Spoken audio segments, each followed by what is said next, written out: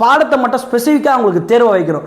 6ஆம் வகுப்புலேருந்து 8ஆம் வகுப்பு சமூக அறிவியல் பாட ஆசிரியராக இருக்காரா, அவருக்கு நீ எவ்வளோ டஃப் பண்ண வேணா கேள்வி, அவர் அந்த கேள்வியில் மதிப்பெண் எடுக்கலையா, தகுதி மதிப்பெண் வந்து பார்த்தீங்கன்னா 100க்கு 80 வைங்க. வணக்கம். தமிழகத்தில் 2 நாட்களாக ஒரு பரபரப்பான பேச்சு என்னன்னா, டெட் தேர்வு நடந்த தேர்வில், ஸ்பெஷல் டெட் தேர்வு நடந்த தேர்வுகளில் கேள்வித்தாள் சம்மந்தமே இல்லாமல் கேட்டுட்டாங்க. அதாவது பார்த்தோன்னா பேப்பர் 1 மற்றும் பேப்பர் 2 தேர்வுகளில் அதோடைய சிலபஸுக்கு மீறிய வரம்பில் கேள்விகள் வந்து அமைஞ்சிருச்சு. அதனால் இந்த கேள்வித்தாளுடைய மதிப்பெண்களை பார்த்தோன்னா வந்து குறைக்கணும் அப்படின்னு சொல்லிட்டு ஆசிரியர்கள் சங்கங்களிலிருந்து பெரும்பான்மையான கோரிக்கைகள் பார்த்தோன்னா எழுந்த வண்ணம் இருக்குது. அது மட்டும் இல்லாமல் தொடர்ச்சியாக இன்னும் ஒரு சில விஷயங்கள் நடந்திருக்கு. ஃபஸ்ட்டு இந்த ஆசிரியர் சங்கங்கள் என்ன நடக்குது, அதாவது ஆசிரியர்கள் என்ன மாதிரியான கோரிக்கைகளை வைக்கிறாங்க அப்படின்னும் போது, அதாவது பேப்பர் 1 தேர்வு எழுதக்கூடிய ஆசிரியர்களை பொறுத்த மட்டத்தில் அவங்களுக்கு வந்து சிலபஸ் 1லிருந்து 5வது வரைக்கும் கேள்விகள் கேட்கணும். அதுதான் நமக்கு கொடுக்கப்பட்ட சிலபஸாக இருந்துச்சு. ஆனால் இதுக்கு முன்னாடி இந்த டெட் எக்ஸாம் பொறுத்த வரைக்கும் 2012 நடந்துட்டு இருக்கு.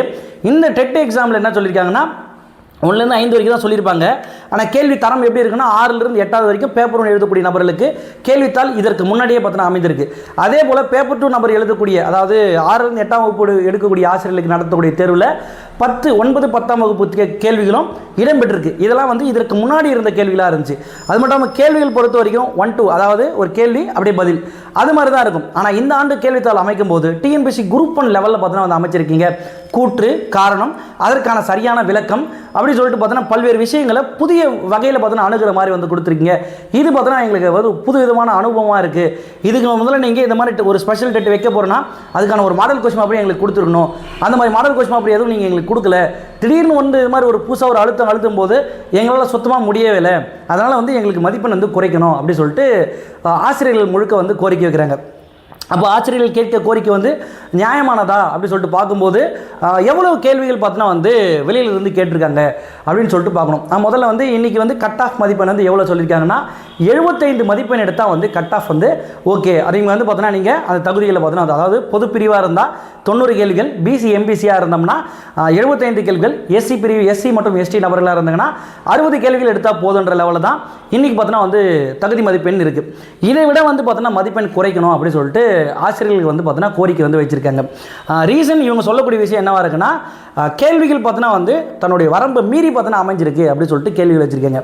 வரம்பை மீறி எத்தனை கேள்விகள் அமைஞ்சிருக்கு அப்படின்னு பார்க்கும்போது பேப்பர் 2ல் சயின்ஸு சோஷியல், சயின்ஸு பார்ட்டு நீங்கள் எடுத்துக்கும் போது எவ்வளோ கேள்விகள் வெளியில் போயிருக்கு அப்படின்னம்னா ஒரு 5 கேள்விகள் மட்டும் பார்த்தோன்னா வந்து 11th 12th போய் தொட்டிருக்காங்க. அதே போல் வந்து சோஷியல் பகுதியில் பொறுத்த வரைக்கும் பார்த்தோன்னா 8 கேள்விகள் பார்த்தோன்னா வந்து 11th 12th போயிருக்கிற மாதிரி பார்த்தோன்னா வந்து சொல்கிறாங்க. அப்போ இவ்வளோ கேள்விகள் வெளியே போயிருக்கல. ஸோ உதாரணத்துக்கு 150 கேள்விகள் இருக்குன்னா 150 கேள்வியில் 10 கேள்விகள் பெரும்பான்மையை பார்த்தோன்னா வந்து 20 கேள்விகள் வெளியில் போயிருக்குன்னு வச்சுக்கோங்க. அப்போ மீதி இருக்கிற 130 கேள்விகள் எங்கே இருக்குது, எங்கேருந்து கேட்டிருக்காங்க? அப்போ 130 கேள்விகளுக்கு நீங்கள் சொல்கிற மாதிரி மாணவர்கள் ஆசிரியர்கள் சொல்கிற மாதிரி 150 கேள்விகளில் 20 கேள்விகள் வெளியிருந்து அவுட் ஆஃப் போர்ஷன் வந்து கேட்டதாலும் 130 கேள்விகளுக்கு 75 மதிப்பெண் கூட எடுக்கிறேன்னா அந்த ஆசிரியர்கள் எப்படி ஒரு தரமிக்க ஆசிரியர்களாக இருப்பாங்க அப்படி சொல்லிட்டு பொதுமக்கள் சார்பில் இருந்து பார்த்தோன்னா வந்து கோரிக்கைகள் அவங்கள கண்டித்து வண்ணமே இருக்காங்க. அது மட்டும் இல்லாமல் தமிழகத்தில் ஒரு 2-3 நாளாக வந்து இன்னொரு சர்ச்சை வந்து போயிட்டுருக்கு.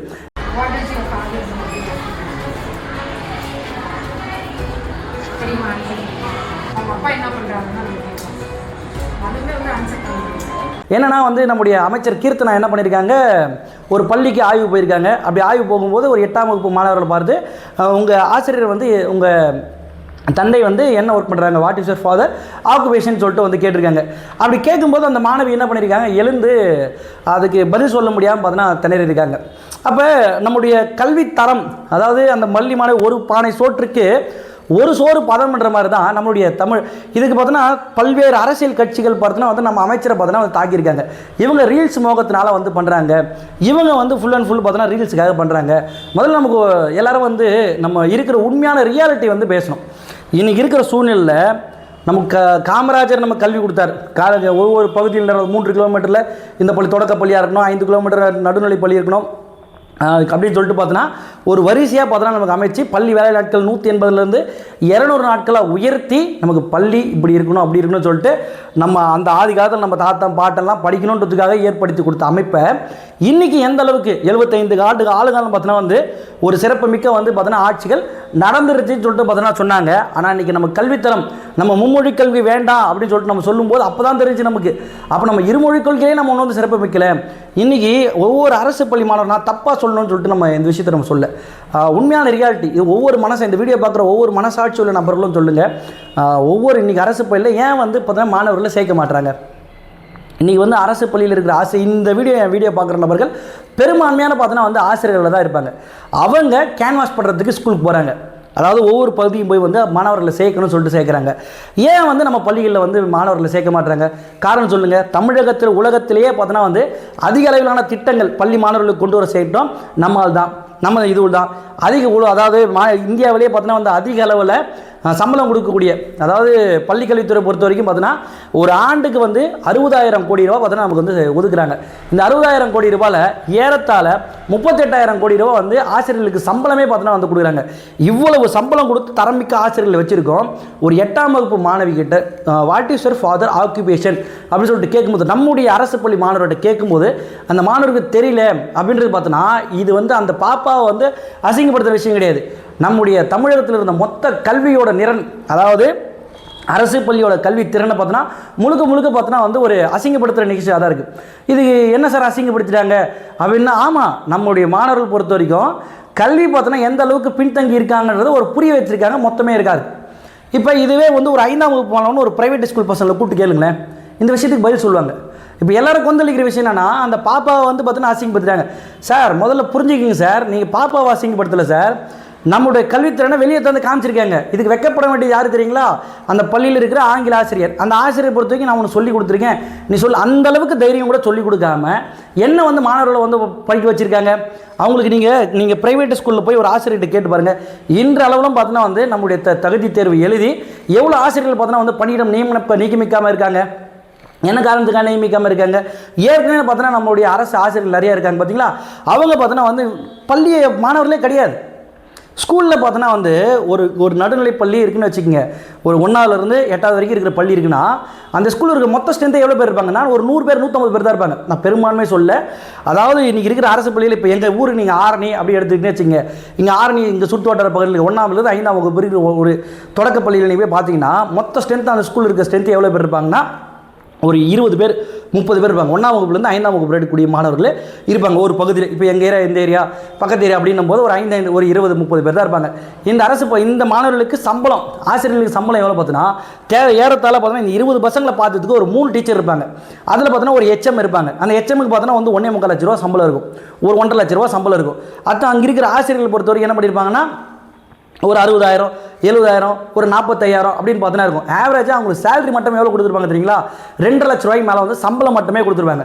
அது இல்லாமல் அந்த பசங்களுக்கு நடத்துறதுக்காக கொடுத்துருக்க இடம், கரண்ட்டு பில்லு இதெல்லாம் நீங்கள் கால்குலேட் பண்ணால் ஒரு மாதத்துக்கு குறைந்தபட்சம் 4லேருந்து 5 லட்ச ரூபா அந்த 20-25 பசங்களுக்காக ஒதுக்குறாங்க. அப்போ அவ்வளோ கவர்மெண்ட்டு ஒதுக்கியும் பாடம் நடத்தவே இல்லை. ஏன் இந்த மாதிரி நடத்தாமல் இருக்காங்க? இதெல்லாம் யார் கண்டிக்கணும்? யார் தான் கட்டிக்கணும்? யார் தான் இதை வந்து மாற்றம் செய்வாங்க? இந்த ஆய்வுக்கு போன அமைச்சர் வந்து ட்ரோல் பண்ணுறாங்க அப்படின்னு சொல்லிட்டு இன்றைக்கி தமிழகம் ஃபுல்லாக பார்த்தோன்னா வந்து ஒரு விஷயத்தை திருப்பி ரொட்டீனாக போட்டு ட்ரோல் பண்ணிட்டு இருக்கீங்க. முதல்ல தெளிவாக புரிஞ்சிக்க வேண்டிய விஷயம் என்னன்னா, அந்த அமைச்சர் போய் ஆய்வுக்கு போனாங்க. ஆய்வுக்கு போகும்போது எப்படி அமைச்சர் வர போகிறாங்கன்னு எல்லாருக்கும் தெரியாத விஷயம் தான். தெரிஞ்ச விஷயத்துக்கு அப்புறம் தான் என்ன பண்ணியிருப்பாங்க, பசங்களை ஆல்ரெடி பண்ணி ஒழுங்காக வச்சுருப்பாங்க. ஐயா மனசாட்சி தொட்டு சொல்லுங்கள், நியாயமாக பேசுங்க. இந்த வீடியோ பார்க்குற வட்டார கல்வியாளராக இருக்கட்டும், அந்த பகுதியில் இருக்க வட்டார BOவாக இருக்கட்டும், COவாக இருக்கட்டும், DOவாக இருக்கட்டும், எல்லாரும் பாருங்கள் தன்னுடைய குழந்தைங்க எங்கே படிக்கிறாங்கன்னு யோசிச்சு பாருங்கள். இதுக்கு எல்லாருமே ஒரு தீர்வு கொண்டு என்ன தெரியும் பண்ணாங்களே, அரசு பணியாளர் இருக்கக்கூடிய ஒவ்வொருத்தரும் தன்னுடைய குழந்தைகளை எடுத்துகிட்டு போயிட்டு அரசு பள்ளியில் சேர்க்க வேண்டும்ன்ற ஒரு கட்டாய சட்டம் வந்தால் மட்டும்தான் இந்த விஷயத்துக்கு ஒரு முழுமையான தீர்வு வந்து கிடைக்கும். ஏன் சார் நீங்கள் இதுக்கும் அதுக்கும் சம்மந்தமே இல்லாமல் பேசுகிறீங்களா சார்? ஏன் சார் இப்போ நான் இன்றைக்கி ஒரு அமைச்சர் போயிட்டு இன்றைக்கி என்ன பண்ணாங்க, ஒரு குழந்தைய போய் வந்து கேட்குறாங்க, என்னம்மா what is your father application கேட்கும்போது அவங்க பதில் தெரியலன்றது அமைச்சரை ட்ரோல் பண்ணிங்களே. இப்போ என் குழந்தை நான் வந்து ஒரு அரசு பணியாளராக இருக்கேன், நான் வந்து ஒரு அரசு பணியாளர், என்னோடய குழந்தைய கட்டாயமாக நான் கவர்மெண்ட் ஸ்கூலில் தான் சேர்க்கணும்னு சொல்லிட்டு சட்டம் வந்துடுச்சுன்னு வச்சுக்கோங்க. இந்த சட்டத்தின் அடிப்படையில் நான் என் குழந்தைய கவர்மெண்ட் ஸ்கூலில் சேர்த்தாகணும். அந்த குழந்தை படிக்கலைன்னா நான் யாரை கேள்வி கேட்பேன்? அந்த பகுதி அந்த பாடம் நடத்தக்கூடிய ஆசிரியரை போய் நான் வந்து கேள்வி கேட்பேன். இந்த கேள்வி இப்போ நாங்கள் ஏன் கேட்க மாட்டாங்க அப்படின்னா, இன்றைக்கி அரசு பள்ளியில் படிக்கக்கூடிய பெரும்பான்மையாக பார்த்தோன்னா வந்து கூலி வேலை செய்கிறவங்க தான் இருப்பாங்க. அவங்கள பொறுத்த வரைக்கும் தான் குழந்தையை எப்படியோ படிக்க வச்சுட்டோம், இன்றைக்கி நம்ம மாறுத்தடிக்கலாம், நானும் அரசு பள்ளியில் படித்து வந்தவன் தான், நானும் இந்த நிலைமையில் வந்து இருக்கதா. அப்போ இது அது மட்டும் போதாது, அங்கே இருந்து எனக்கு சொல்லிக் கொடுத்த ஆசிரியர்கள் தலைத்திறன் சொல்லிக் கொடுத்தாங்க. ஆனால் இன்றைக்கி கல்வி எப்படி இருக்குது அப்படின்னும் போது ரொம்ப பார்த்தோன்னா வந்து கிடைமட்டத்தில். இதுக்கு காரணம் என்னென்னா அரசு ஆசிரியர் கையில் பெரும்பு கொடுக்காத ஒரு பெருங்காரணமாக இருக்குது. அடிச்சுட்டா பார்த்தோன்னா குத்தம் அப்படி சொல்கிறீங்க. அப்படி சொல்லும்போது நம்முடைய மாணவர்கள் எப்படி திரும்ப வருவாங்க, ரொம்ப கேவலமாக ஆசிரியர்களை அடிக்கிற அளவுக்கு பார்த்தோன்னா அது நடக்குது. அதுவே பார்த்தோன்னா ஒரு கீழ்மட்டம், அதாவது ஒரு 60க்கு தக்கையில் பார்த்தோன்னா ஒரு சில பகுதிகளெலாம் வந்து ஆசிரியர்கள் பார்த்தோன்னா வந்து நடத்துகிறாங்க. குழந்தைகளை பார்த்தோன்னா வந்து காலம் வைக்க வர்றது, தூங்குறது, மது போதலே பார்த்தோன்னா வந்து வகுப்பு வர்றது. அருகே கடவுர் ஊராட்சி ஒன்றியம் வரவணை ஊராட்சி ஒன்றிய நடுநிலைப் பள்ளி செயல்பட்டு வருகிறது. இப்பள்ளியில் 1ஆம் வகுப்பு முதல் 3ஆம் வகுப்பு வரை பாடம் எடுக்கும் ஆசிரியர் முருகன், வயது 53 என்பவர் பள்ளி வேளையில் மது போதையிலும் புகைப்பிடித்தலும் தகாத வார்த்தையில் பேசி வருவதாகவும், மேலும் மாணவரிடம் தொடர் பாலியல் சீண்டலில் ஈடுபட்டு வருவதாக தெரிவித்துள்ளனர். இந்த நிலையில் மாணவர்களை கால் அமுக்க வைத்த ஆசிரியரை பள்ளி கல்வித்துறை பணியிடை நீக்கம் செய்து அதிரடி காட்டியுள்ளது.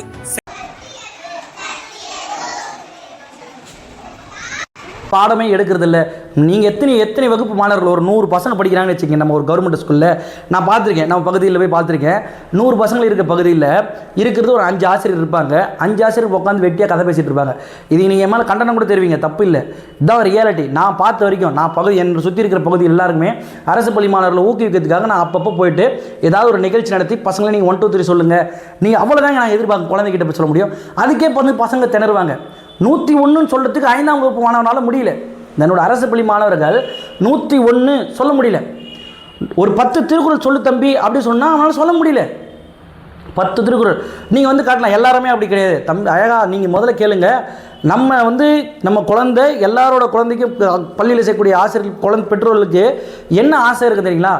என் குழந்தை படித்து எப்படின்னா மேலே வந்துடாதா, என் குழந்தை எப்படியாச்சும் அடுத்த நிலைக்கு வந்துடாதா அப்படின்ற ஒரு எண்ணத்தோடு தானே வந்து பள்ளி சேர்க்குறாங்க. அந்த ஸ்கூலில் ஏதாவது ஒரு 2 பசங்க நல்லா படிக்கும், இல்லை அந்த குழந்தை எதுவுமே ஏன்னா டியூஷன் சேர்த்துருப்பாங்க, அந்த குழந்தை அங்கே படிக்கும்.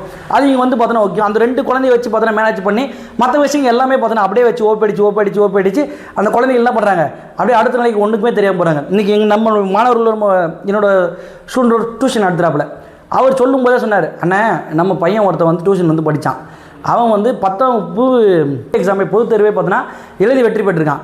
அவனுக்கு 2ஆம் வகுப்பு வாய்ப்பாடு கூட பார்த்தோன்னா முழுசாக சொல்ல தெரியல. இங்கிலீஷில் படுறா அப்படின்னு சொன்னால் கூட புத்தகத்தை எடுத்து படிக்க தெரியல. ஆனால் அவன் மார்க் எவ்வளோன்னு கேட்டால் 350 மதிப்பெண் போட்டிருக்காங்க. எப்படி போட்டாங்கன்னே தெரியலண்ணே அப்படின்னு சொல்லிட்டு அவர் ஒரு விமர்சனம் வைக்கிறார். இன்றைக்கு நம்ம வந்து தமிழகம் முதலிட வரணும்னு சொல்லிட்டு எதெல்லாம் தளர்வுகள் பண்ணி நம்ம கடைசியாக என்ன பண்ணிட்டோன்னா, நீங்கள் எல்லாருமே சொல்கிறாங்க சட்டம் ஒழுங்கு சீராக இருக்கணும். ஐயா, இது எல்லாத்துக்கும் காரணம் என்ன தெரியுங்களா? இங்கே மாணவனை ஒழுங்காக அனுப்பலை. என் ஆசிரியர் என்னை வந்து அடித்து உதச்சி, எங்கள் அம்மா எல்லோரும் சேர்ந்து அடித்து உதச்சதுனால தான் நம்ம என்ன பண்ணுறோம், நம்ம இன்றைக்கி இந்த இடத்துல நிற்கிறோம். நிறைய பேர் சொல்லலாம் அரசு பள்ளியில் படித்தவங்க தான் இன்றைக்கி இவ்வளோ உயர்நிலையில் இருக்காங்க, அவ்வளோ உயர்நிலையில் இருக்காங்க அப்படின்னு சொல்லிட்டு சொல்லலாம். ஒரு தனியார் பள்ளியில் படிக்கக்கூடிய மாணவர்கள் பொறுத்த வரைக்கும் எப்படி போகிறாங்க, அவன் அடுத்தடுத்த நிலைக்கு போகிறான். ஆனால் அரசு பள்ளியில் படித்தவன் எத்தனை பேர் பார்த்தோன்னா உயர்ந்த நிலைக்கு போகிறான். இப்போ கீழே வந்து எல்லா வரிசையாக சொல்ல போகிறீங்க, நான் உயர்ந்த நிலையில் இருக்கிறேன். ஐயா, நீங்கள் உயர்ந்த நிலையில் இருக்கீங்க. ஒரு அரசு பள்ளியில் ஒவ்வொரு வருஷமும், உதாரணத்துக்கு நான் வந்து ஆரணி சுப்பிரமணிய சாஸ்திரி பள்ளியில் படிக்கிறேன்னா, ஒரு வருஷத்துக்கு குறைஞ்சபட்சம் வந்து 2000 பேர் வந்து பார்த்தீங்கன்னா வெளியில் வருவான் 12th முடிச்சுட்டு. அந்த 2000 பேர் வெளியே வருவான், 200 பேர் சைன் ஆகிறான், 1800 பேர் வேறு மாதிரி லைன் எடுத்து போகிறான். அடுத்து பார்த்தோன்னா வந்து ஒரு 1000 பேர் வாழ்க்கை பார்த்தோன்னா வந்து கூலி வேலை அப்படி இப்படி தான் சொல்லிட்டு பார்த்தோன்னா வாழ்க்கையே மாறி போகுது. மாநிலத்தோட கல்வி தரம் மேம்படுத்தணும் அப்படின்னம்னா இந்த ஒரு விஷயத்தை அரசு கட்டாயம் பார்த்தோன்னா வந்து சட்டமாக்க வேண்டும். நீங்கள் வேறு எந்த விஷயம் பண்ணாலுமே வந்து இது வந்து ஒழுங்காகும் அப்படின்னம்னா 100% அடித்து சொல்கிறேன், ஒழுங்காகாது. ஆனால் இந்த ஒரு விஷயத்தை நீங்கள் பண்ணும்போது கட்டாயமாக 100% பார்த்தோன்னா சக்ஸஸ் ஆகும். எப்படி சார் சொல்கிற ஒரு விஷயம் தான், ஒவ்வொரு அரசு பணியாளர் இருக்கக்கூடிய குழந்தைகள் மொத்த பேரையும் அரசு பள்ளியில் மட்டும்தான் படிக்கணும், வேறு எங்கேயுமே படிக்கக்கூடாது அப்படின்ற ஒரு கட்டாய சட்டம் கண்டிப்பாக பார்த்தோன்னா ஏற்றுவிடும். இந்த சட்டத்தினால என்ன சார் பிரயோஜனம் அப்படின்னும் போது, என் குழந்தை, நான் கவர்மெண்ட் ஆஃபீஸராக இருக்கேன், என் குழந்தை நான் வந்து அரசு பள்ளியில் எத்துமே சேர்க்குறேன், அந்த குழந்தை படிக்கிறேன்னா நான் யாரை கேட்பேன் அப்படின்னா, நான் போய் என்ன பண்ணுவேன், ஏன்னா அந்த பள்ளியில் நடத்தக்கூடிய ஆசிரியர் கேள்வி கேட்பேன். இப்போ நம்முடைய அமைச்சர் போய் கேள்வி கேட்டாங்களே, ஏமா அந்த குழந்தைக்கு வந்து அது கூட தெரியலையே, ஏன் நீங்கள் என்ன சொல்கிறீங்க அப்படின்னு சொல்லிட்டு அவங்ககிட்ட கேட்குறீங்களே, அதே வார்த்தையை நான் கேட்பேன். இது போல் ஒவ்வொரு பள்ளியிலும் போய் இவங்க ஆய்வு செய்யணும்னு அவசியமே கிடையாது. இதே போல் ஒவ்வொரு பள்ளியிலும் அந்தந்த பணியாளர்கள் என் குழந்தை படிக்கலை அப்படின்னா கட்டாயம் வந்து கேள்வி கேட்பாங்க. அது பெரும் புரட்சியாக பார்த்தோன்னா வடிக்கும். அதுக்கு பயந்து கொண்டே எல்லாரும் என்ன பண்ணுவாங்க, அவங்கவுங்க வேலையை சரியாக செய்வாங்க. அவங்கவுங்க வேலையை சரியாக செஞ்சாலே எல்லாமே பார்த்தோன்னா வந்து சரிப்படும். ஆனால் இந்த சட்டத்தை வந்து இதற்கு முந்தைய இருந்த ஆட்சியாளரும் சரி, ஏன் வந்து தயங்கினாங்க அப்படின்னும் போது இன்றைக்கி பெரும்பான்மை இருக்கிற எல்லாருமே எம்எல்ஏ எம்பி யாராக வேணால் இருக்கட்டுங்களே, யாராக இருந்தாலுமே அவங்களுக்கு சொந்தமாக ஒரு ஸ்கூல் இருக்கும், ஒரு கல்லூரி இருக்கும், எல்லாமே பார்த்தோன்னா இருக்கும். அப்போ நம்ம வந்து இது மாதிரி ஒரு சட்டத்தை நம்ம ஏற்றுனா நமக்கு வரக்கூடிய ஆண்டு ரெவென்யூ பார்த்தோன்னா வந்து கம்மியாயிடும் அப்படின்றது காரணம் இந்த சட்டத்தை வந்து இது நாள் வரைக்கும் ஏற்றாமல் இருக்காங்க. இன்றைக்கி வந்து இருக்க நம்முடைய புதிய அரசு, அதை விஜய் தலைமையிலான அரசு பார்த்தோன்னா அவர் தலைமையில் அமைஞ்சிருக்கு. இந்த அரசு இந்த ஒரு கட்டாய சட்டத்தை கண்டிப்பாக வந்து கொண்டு வர வேண்டும். இப்படி கொண்டு வந்துட்டா நம்முடைய மொத்த விஷயம் பார்த்தோன்னா தமிழகத்தில் அரசு பள்ளியோட திறன் பார்த்தோன்னா வந்து மேம்பட்டு இருக்கும். இன்னி வரைக்கும் மும்மொழி கொள்கைன்னு சொல்லிட்டு நம்ம பிரார்த்திட்டு இருக்கோம். இன்னைக்கு இருமொழி கொள்கையில் நம்ம வந்து ஒழுங்காக இல்லை. ஒரு இருமொழி கொள்கையும் வேண்டாம், நம்ம ஒரு மொழி கொள்கையிலேயே நம்முடைய மாணவர்கள், அதாவது நீங்கள் எல்லாம் உடனே என்ன பண்ணுற வேண்டியது, டக்குன்னு பார்த்தோன்னா ஒரு 10 பசங்க நல்ல பசங்களை கூப்பிட்டு படிக்க வாசிடுறாங்க. நமக்கு தேவை 10 பசங்க இல்லைம்மா, படிக்க தெரியாத 1000 பசங்க இருக்காங்க. அவங்களோட வாழ்க்கை மொத்தம் பார்த்தோன்னா சீரழிஞ்சு போயிருக்கு. 10வது படித்து முடிச்சுட்டான், வெளியே போகும்போது அவனுக்கு எதுவுமே தெரியல, சொசைட்டியில் எதுவுமே தெரியாமல் ஏதோ கூலி வேலைக்கு தான் போகிறான். மாதம் 15,000 ரூபாய் சம்பளத்துக்கு கஷ்டப்படுறான் போயிட்டு. எதுவுமே இன்றைக்கி இருக்கிற சூழ்நிலை அந்த மாதிரி மாணவர்களை மேம்படுத்தி தரத்துக்கு அரசு பள்ளியோட தரத்தை உயர்த்தணும். அந்த உயர்த்தணும்னா ஒரே ஒரு வேலை தான் மட்டும் செய்யணும்.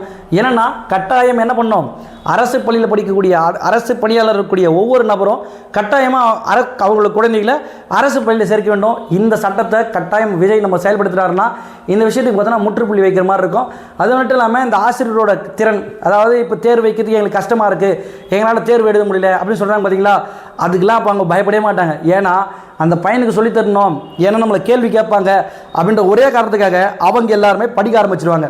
அப்போ இன்றைக்கி யாருமே படிக்கலையா அப்படின்னம்னா மனசாட்சி தொட்டு தெளிவாக சொல்லுங்கள், எத்தனை பேர் வந்து படிச்சிருக்கீங்கன்ட்டு. சார் நான் 20 வருஷத்துக்கு முன்னாடி படித்தேன், இப்போ இருக்கிற போர்ஷன் நான் படிக்கல அப்படி சொல்லிட்டு சொல்கிறீங்க. உங்களோட இது வந்து நியாயமானது. ஆனால் உண்மையான விஷயம் என்னன்னு பார்த்தோம்னா, அவங்க எந்தெந்த பகுதி தேர்வு எடுத்துகிறாங்களோ அந்த முறையில் தேர்வு வச்சுருந்தா அவங்களுக்கு எந்த வித பிரச்சனையும் கிடையாது. ஆனால் அவங்களுக்கு எல்லா சப்ஜெக்ட்டும் வந்து தேர்வு வைக்கும்போது தான் பிரச்சனையாக இருக்கும். அதனால் வந்து அரசுக்கு இன்னொரு இவங்கெல்லாம் கோரிக்கைகளை நிறைவேற்றணும் அப்படின்றது மதிப்பெண்ணை குறைக்கிறத விட அந்தந்த ஆசிரியர்களுக்கு பார்த்தீங்கன்னா வந்து அவங்க எந்த சப்ஜெக்டில் வெளில இருக்காங்க, அதாவது அவங்க எந்த சப்ஜெக்ட்லாம் ஆசிரியர்களுக்கு பாடம் எடுக்கிறாங்களோ அந்த பாடத்தை மட்டும் ஸ்பெசிஃபிக்காக அவங்களுக்கு தேர்வை வைக்கிறோம். 6ஆம் வகுப்புலேருந்து 8ஆம் வகுப்பு சமூக அறிவியல் பாட ஆசிரியராக இருக்காரா, அவருக்கு நீ எவ்வளோ டஃப் பண்ண கேள்வி, அவர் அந்த கேள்வியில் மதிப்பெண் எடுக்கலையா, தகுதி மதிப்பெண் வந்து பார்த்தோன்னா 100க்கு 80 வைங்க, 100 கொஷினுக்கு 80 வைங்க. 80 கொஷின் கூட சொல்லித்தரத்துக்கு ஆசிரியர் தகுதி இல்லைன்னா அப்போ அவர் நீங்கள் பணியிட நீங்கள் செய்யுங்க. அது நியாயமான கோரிக்கையாக இருக்கும். அதை தவிர்த்துட்டு எதுவுமே தெரியாத மொத்த விஷயத்துக்கு அந்த உள்ளே வைக்கிறது அது ஒரு தவறான விஷயமா இருக்கும். அதனால் இது சீர்திருத்தங்கள்லாம் செய்து இதுவரும் தேர்வுகள் இன்னும் பார்த்தோன்னா அடுத்த ஸ்பெஷல் டெட் எக்ஸாமு நமக்கு டிசம்பர் மாதம் நடக்கும்போது அதுக்குள்ளே இந்த மாதிரி சீர்திருத்தங்கள்லாம் செய்து ஸ்பெஷல் டெட்டை பொறுத்த வரைக்கும் வந்து தனியாக அரசு பள்ளியாளர் அரசு ஆசிரியர்கள் இருக்கவங்களுக்கு அவங்களுக்கு ஒழுங்குபடுத்தியும் இது மாதிரி டெட் பொது தேர்வாக எழுதக்கூடிய ஆசிரியர்களுக்கு தனியாகவும் பார்த்தோன்னா வந்து நடத்தி கொடுத்தா இந்த மாதிரி பிரச்சனைகள் எதிர்வரும் காலங்களில் வராமல் இருக்கும். இது போன்ற பிரச்சனைகள் வந்து பார்த்தோன்னா தொடர்ச்சியாக ஏதோ ஒரு ரீசனுக்காகவும் அரசியல் காரணமாகவும் பண்ணிட்டு தான் இருக்காங்க. அதனால் இது அரசியலாக பார்க்காம நம்ம படிக்கணும், நம்ம அடுத்த நிலைமைக்கு போகணும் அப்படின்ற விஷயத்தை மனசில் கண்டு தொடர்ச்சியாக படிச்சுட்டே வாங்க, ஈஸியாக வெற்றி பெற்றலாம். தேங்க்யூ.